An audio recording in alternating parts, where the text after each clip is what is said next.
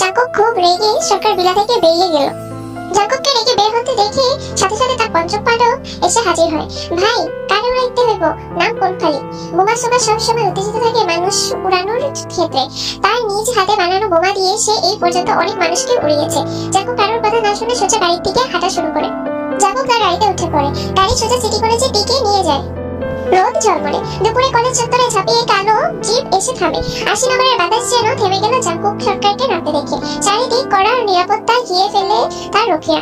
কেউ কিছু বোঝার আগে সে উঠে যায় দ্বিতীয় তলার ক্লাসরুমে। দ্বাদশ শ্রেণীর বি সেকশনে তখন তীরের ক্লাস চলছিল। সে খুব মনোযোগ দিয়ে ক্লাস করছিল। কালকে ঘটনা পর তার জন্য কলেজে আসা খুবই মুশকিলে ছিল, কিন্তু বাবার স্বপ্ন পূরণে সে কোনো কিছু তোয়াক্কা না করে কলেজে আসে আর মুখ বুঝে ক্লাস করতে থাকে।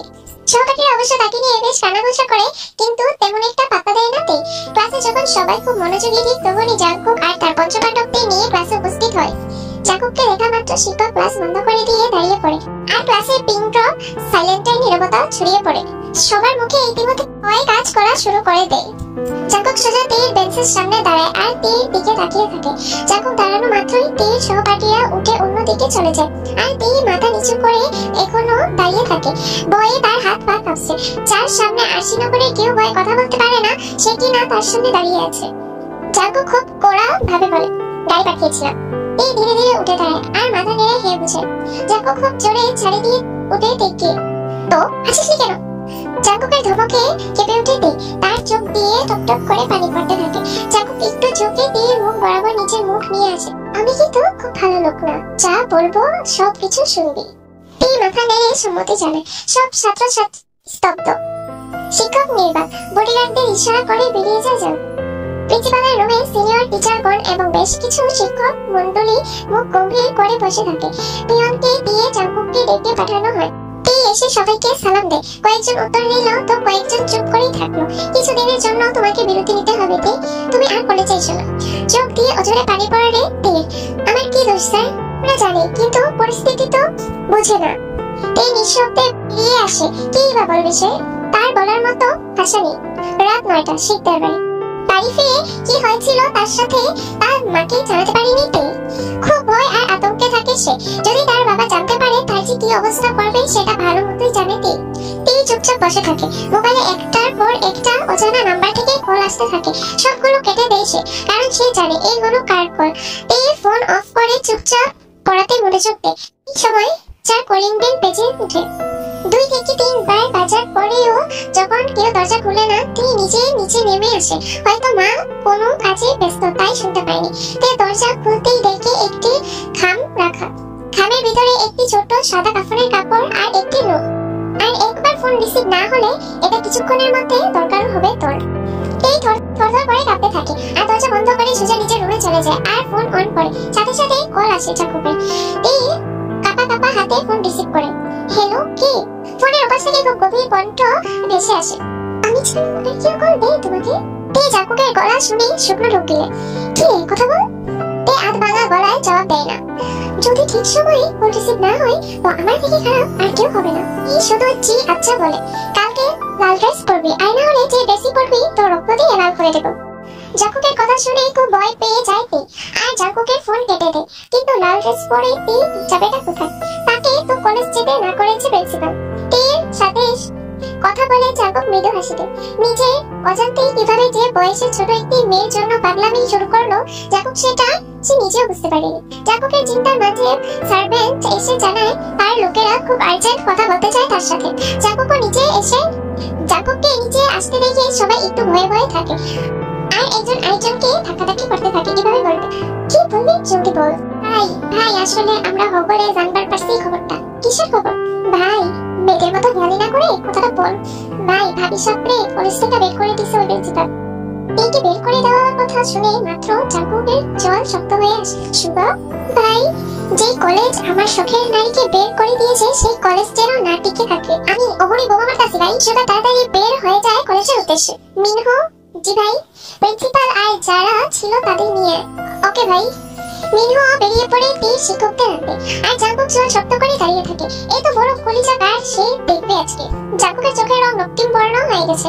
কেউ তার শখের নারীকে অসম্মান করেছে মানে তাকে অসম্মান করেছে, আর এই আশিনগরে যে তার নাম রঙ্গমঞ্চখানে লেখা হয়ে গেছে তা নিশ্চিত শতভাগ। পঞ্চপাণ্ডবরা যে যার কাছে খুব সুন্দর মতো লেগে গেছে, কারণ তারা জানে আজ যদি এক চুলো ভুল হয় তাহলে জাঙ্কুক তাদেরও শেষ করে দিবে।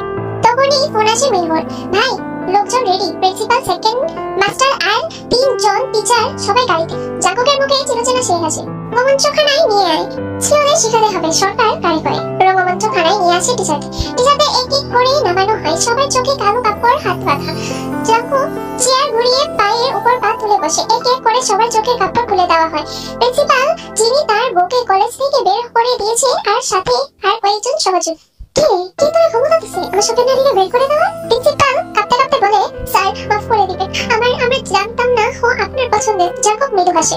আমার শখের নারীকে না চেনার অপরাধ পুরো আশিনগরের মানুষ দেখবে। জাঙ্কুকের কথা শুনে সকল শিক্ষকরা ভয়ে কাঁপতে থাকে আর কান্না ভেঙে পড়ে, কিন্তু তাতেও মন গলেনি তার জাঙ্কুকের। তারপর ইশারা করে সুগাকে। এদের সুগা আগুনের মতো চোখে তাকায়। ভাই, শুধু শিক্ষা না, শরীরে লিখে দেব সরকারের আদেশ অমান্য করার মানেই মৃত্যু। পরের দিন সকাল, খুব সকাল করে ঘুম থেকে ওঠার অভ্যাস নেই। আজও তার ব্যতিক্রম নয়, কিন্তু আজকে সকালটা কেমন যেন না চারপাশে আওয়াজ কানে আসছে আর না কোনো কোলাহল। কেমন যেন নিঃশব্দ হয়ে আছে সবকিছু। সকালে চারপাশ কেমন যেন অস্বাভাবিক শান্ত, কিন্তু এমন তো হয় না সচরাচর।